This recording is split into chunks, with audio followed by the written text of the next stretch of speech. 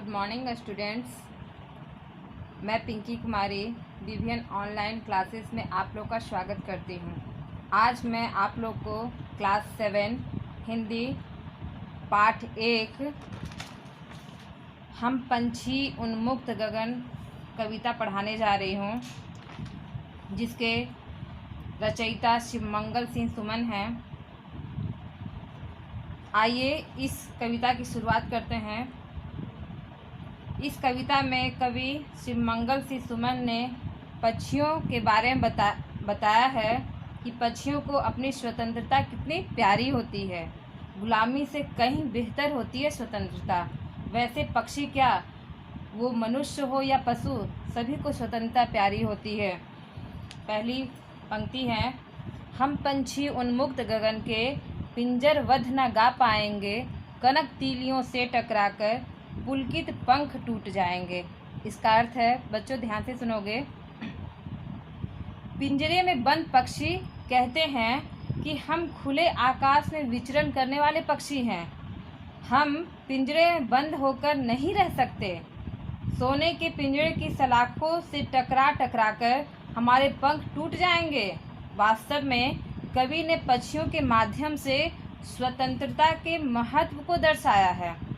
पक्षियों की तरह मनुष्य भी परतंत्रता अर्थात गुलामी का जीवन नहीं जीना चाहता। इस पैराग्राफ में कुछ कठिन शब्द है, जिसका अर्थ मैं आप लोग को बता दूंगी। उन्मुक्त का अर्थ होता है स्वतंत्र, कनक का अर्थ सोना, पंछी पक्षी, पुलकित प्रसन्नचित। दूसरा पैराग्राफ में है, हम बहता जल पीने वाले मर जाएंगे भूखे प्यासे, कहीं भली है कटुक निबोरी कनक कटोरी की मैदा से। इस पैराग्राफ में कवि कह रहे हैं, हम बहता जल पीने वाले पक्षियों के माध्यम से कवि कहते हैं कि हम तो नदी झरनों का बहता जल पीने वाले पक्षी हैं। हम पिंजरे में बंद रहकर भूखे प्यासे मर जाएंगे। इस सोने के पिंजरे में सोने की कटोरी में रखे मैदा की अपेक्षा नीम के पेड़ की कड़वी निबोरी हमें खाना ज़्यादा पसंद है।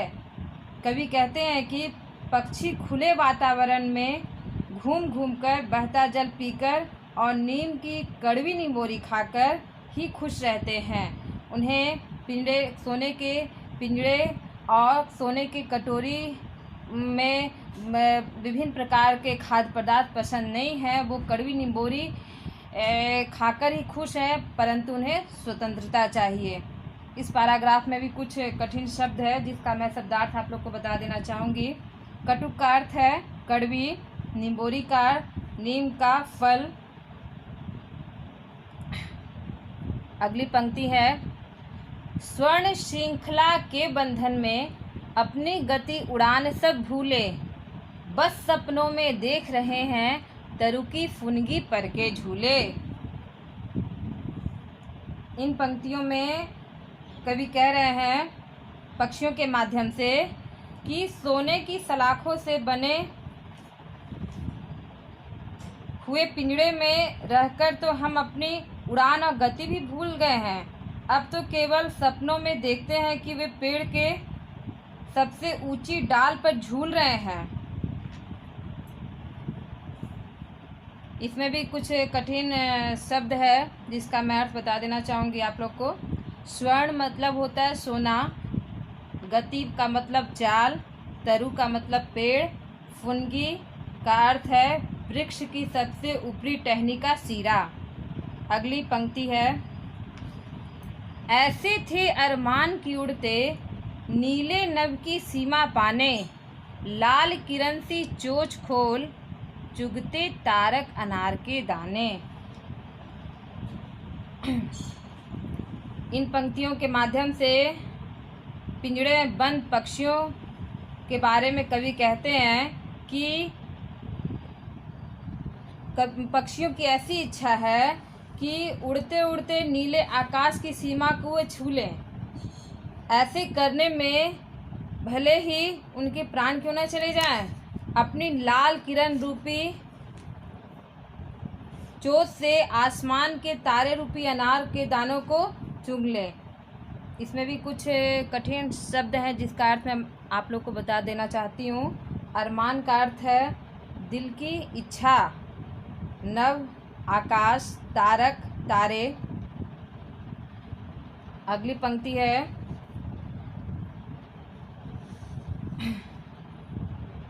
होती सीमाहीन क्षितिज से इन पंखों की होड़ा होड़ी, या तो क्षितिज मिलन बन जाता या तंती सांसों की डोरी। कवि पक्षियों के माध्यम से इन पंक्तियों में कहना चाहते हैं कि आसमान की ऊंचाइयों को छूते हुए उनके पंखों में इस प्रकार होड़ लग जाती है कि उड़ते उड़ते या तो वे क्षितिज को छू लेते या अपने प्राण गवा देते। इसमें भी कुछ कठिन शब्द है, जैसे सीमाहीन। सीमाहीन का अर्थ होता है सीमा ना होना। क्षितिज का अर्थ है जहाँ धरती आकाश मिलते प्रतीत होते हैं। ये है क्षितिज का अर्थ। अगली पंक्ति है नीड़ न दो चाहे टहनी का, नीड़ न दो चाहे टहनी का, आश्रय छिन्न भिन्न कर डालो, लेकिन पंख दिए हैं तो आकुल उड़ान में विघ्न डालो। इन पंक्तियों में कवि कहना चाह रहे हैं कि पक्षियों की इच्छा है कि चाहे उन्हें रहने के लिए घोंसला ना दो, टहनी का सहारा भी ना दो, है ना, लेकिन भगवान ने उन्हें पंख दिए हैं तो उनके उड़ने में बाधा न डालो। उन्हें स्वतंत्र रहने दो, उन्हें स्वतंत्र विचरण करने दो, उनकी स्वतंत्रता में बाधा उत्पन्न न करो। इसमें भी कुछ कठिन शब्द हैं, जैसे नीड़ का अर्थ होता है घोंसला, आश्रय का अर्थ सहारा, छिन्न भिन्न का अर्थ नष्ट भ्रष्ट, आकुल का मतलब बेचैन और विघ्न रुकावट। इस तरह से ये कविता और इसका सब अर्थ भावार्थ मैंने आप लोग को बताया।